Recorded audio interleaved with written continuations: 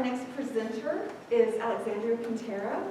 I'm excited to see her paper because I haven't been her mentor. Her mentor is Teresa Reed, and she developed the idea for this and drafts of this paper in Intro to English Studies. And she's my stenographer. She's an English major, and are you Spanish minor? Mm-hmm. Spanish minor. All right, so like Dr. Stone said, I am an English major here at JSU. I'm a junior, and I created this with Dr. Reed last semester. When I will give a little explanation, this works better if I just scroll, so that's why I'll be stepping back to the computer.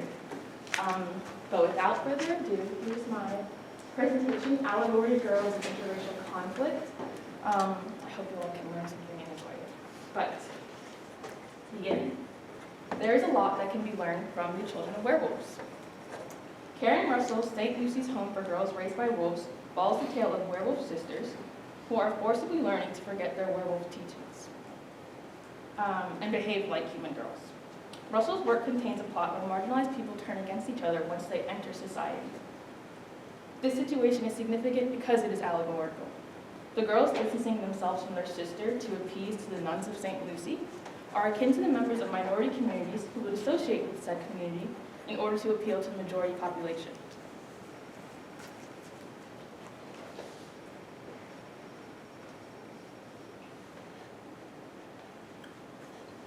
So, the titular location of St. Lucy's functions similarly to a boarding school that would help the girls become naturalized citizens of human society where they could study a better culture. The girls are sent to St. Lucy's by their parents in an effort to give them a better opportunity to live better lives than they would in the cave. As Claudette, our protagonist, explains it, our mothers and fathers were werewolves. They lived an outsider's existence in the caves at the edge of the forest. They were ostracized by local farmers, and they were ostracized by the local wolves.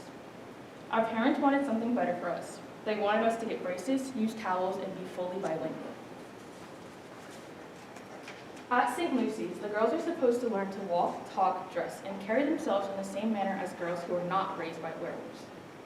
If the training at St. Lucy's is successful, the girls can graduate from the school and they can use their skills to interact with members of the human society.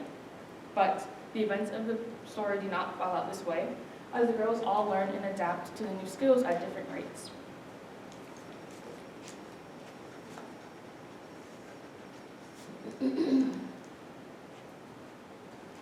So, Jeanette is the oldest of the girls there, and she's the most favored at St. Lucy's because she quickly learns and adopts their teachings.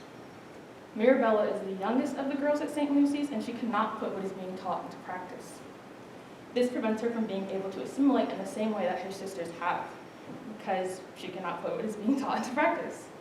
Where Jeanette sets the standard for behavior and performance at St. Lucy's, Mirabella functions as a continuous inconvenience and hindrance for her sisters throughout the story because they also have to deal with the repercussions of her poor performance. Jeanette is hated as the most successful and the one that is furthest removed from her origins, but as much as the sisters hate Jeanette, they hate Mirabella more. This dynamic is relevant as it demonstrates how the highest and lowest members of a group are simultaneously being despised for setting a seemingly unattainable standard and for being detrimental towards the advancement of the group as a whole, respectively.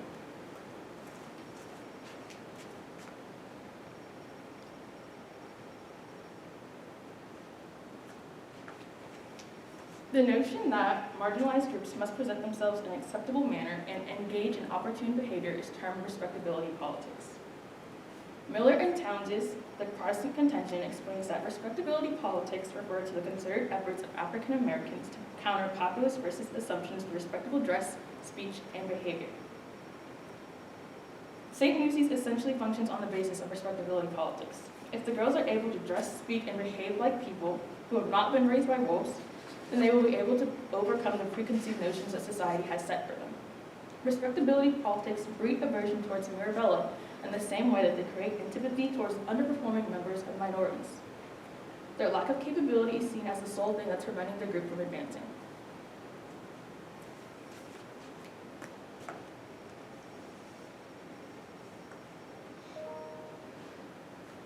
One of the most crucial scenes in St. Lucy's comes with the debutante ball. At this event, the girls are supposed to apply the skills that they have learned at St. Lucy's and put them into practice by interacting with boys who have gone through a process that is very similar to theirs. At the ball, Claudette, our protagonist, is forced to perform the Sausalito, a dance, and she forgets all of her training in a panic. She looks to her other sister, Jeanette, for guidance, but Jeanette does not help her because she enjoys seeing Claudette embarrass herself and fail. It is actually Mirabella that comes to Claudette to rescue, scene where Claudette says, "Mirabella had chewed through her restraints and tackled me from behind, barking at unseen cougars and trying to shield me with her tiny body." Despite being grateful and relieved to have received Mirabella's assistance, Claudette takes the opportunity to shame her for her poor behavior and shift the negative attention towards her. This occurs where it reads, "I didn't want your help. Now you have ruined the ball. You have ruined the Sausalito," I said more loudly, hoping the nuns would hear how much my enunciation had improved. This instance of Mirabella's own sister berating her to make herself look better is another action that is similar to what happens amongst minorities in society. When members, sorry, getting ahead of myself a little bit. When members of marginalized communities, I'll go back to that page. When members of marginalized communities are spotlighted for disagreeable and/or controversial actions, other members will refuse to recognize their behavior in attempts to distinguish themselves from the offender and appear better than them. One could look at the nationwide Black Lives Matter, or BLM, protest of May 2020, where Black citizens across the United States took to the streets to protest and speak out against police brutality and the racial biases and prejudice that built into the police system. Some of the protests in larger cities became violent, resulting in significant vandalism and property damage, which became the focus of the events. Because the protests were driven by the Black community, all the damage was associated with the Black community as a whole. This connection that was made by media and the society that we live in led to Black individuals speaking out against the protest and against the Black Lives Matter movement.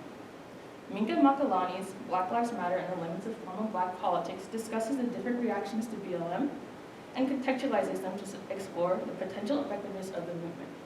Within the article, Makalani writes, "Movement for Black Lives' policy platform has drawn praise from some as a sign of the movement's maturation.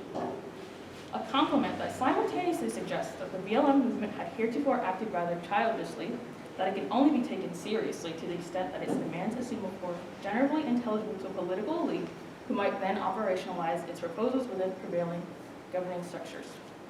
That is a whole mouthful, but essentially this excerpt is indicating that Movement for Black Lives had not received support or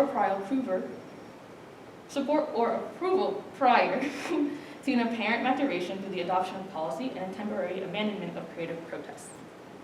Such an instance, African Americans refusing to advocate for Movement for Black Lives before they operated in a manner that was acceptable by all of society, is a prime example of communities lacking encouragement from their own members due to possible disapproval and backlash from society.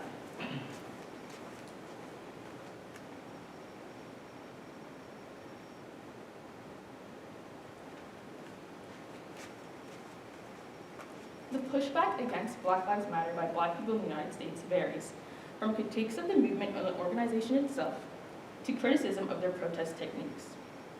In 2016, actor Stacey Dash made a blog post addressing Black Lives Matter organizer Aaron Goggins' statement that black-on-black crime is a myth. In this post, Dash stated, "Black Lives Matter is really a racist movement by definition. Providing a value based on the color of someone's skin is racist, period." Dash's understanding of BLM represents the extreme resistance to BLM in the community, as some individuals think the organization's existence is detrimental towards any possible advancement for Black people.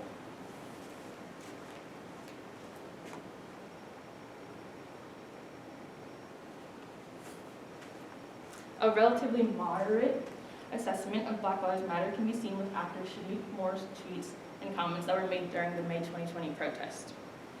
Moore made a series of tweets against the behavior of Black people who were protesting, at one point saying, "See, I have a very strong opinion that the Black community hates to hear, but needs to hear.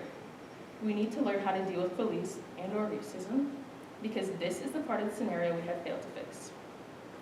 Here, Moore is presenting an opinion that speaks more to respectability politics, arguing that Black Americans simply need to be more agreeable while attempting to overcome centuries' worth of oppression and systemic racism. While Dash and Moore's approaches and understanding of BLM differ in intensity and were publicized at different times, They both highlight the alternate perspectives that are present within the Black community. Chesa Elzina Jeffries' dissertation, The Role of Black Lives Matter, Black Twitter, and Flint, Michigan in Modern-Day Respectability Politics, provides insight on the differing views of respectability politics, particularly between the generations and the Black community. Jeffries calls back to the era of the Civil Rights Movement, actually, stating, while respectability politics were important to Black Americans gaining citizenship, arguably equal status, and the right to vote, young Black folks of today reject the belief that we should mold ourselves into whiteness in order to be respected, employable, and/or deserving of life. Jeffries explains that respectability politics were embraced as a survival method in the past, but now, in a relatively progressive time, there is less urgency to adhere to society's expectations, which include a desire for Black Americans to effectively abandon parts of their culture. These opposing approaches to advancement in society are only part of the root of interracial conflict, but they are still significant because they represent the differing views that are involved.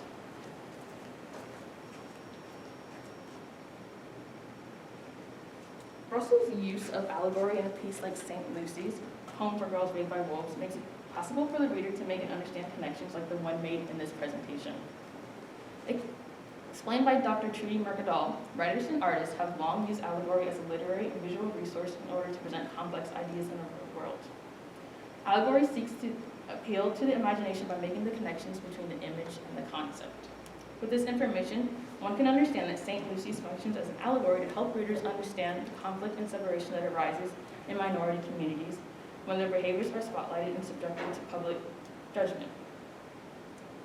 In Maura Beedling's Reading Woman's writing, Karen Russell's St. Lucy's Home for Girls Raised by Wolves as a defamiliarizing lens, we're using the explanation of Roderick Davidson of weird literature itself, and where he says that weird literature prioritizes disturbance and unhinges our conceptions of the world.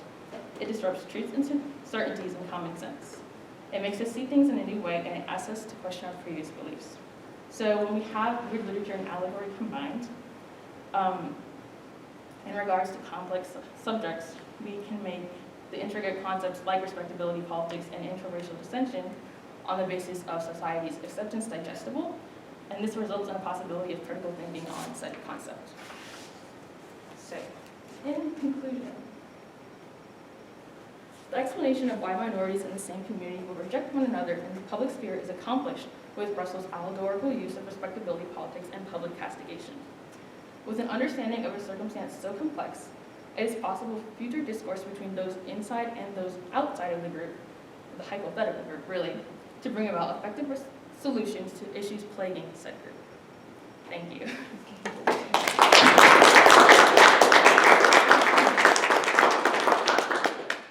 Questions for our speaker?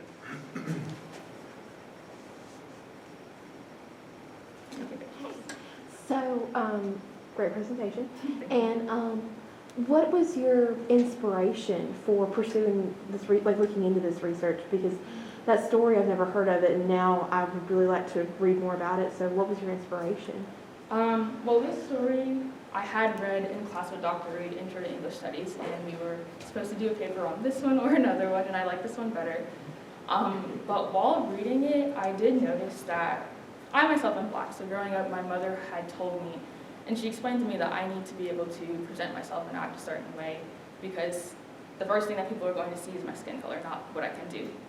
And so I saw those similarities in this story about werewolves of all characters, not even people, characters, and I thought it would be interesting to just see just how far the connections go. Thank you. Alexandria, could you speak to the originality of your idea? And what I mean by that is, did you do some research to see if others had written about this text in a similar way, or is your idea completely new? Do you know? I won't go and claim that I'm the only person who has done something like this for this certain text, but I didn't find any research that was similar to this when I was actually trying to put this presentation together. I had to just draw things from different things and make my presentation. Thank you. All right, let's thank her again.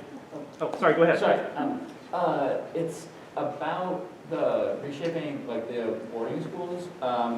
Just reminded me of the boarding schools that were used with Native Americans historically. Is that, do you know if that, like the author's intent is to reveal something about that as like a different analogy than the one you're making, or is it similar? I'm not sure exactly what Karen Russell's intentions were with writing this, but regardless, if we're able to make connections like that, this work is still important because that's what brings about the critical thinking and allows us to look at situations like that and contextualize them and understand, hey, that wasn't really right. That's why this was done. Great work. Thank you. Thank you.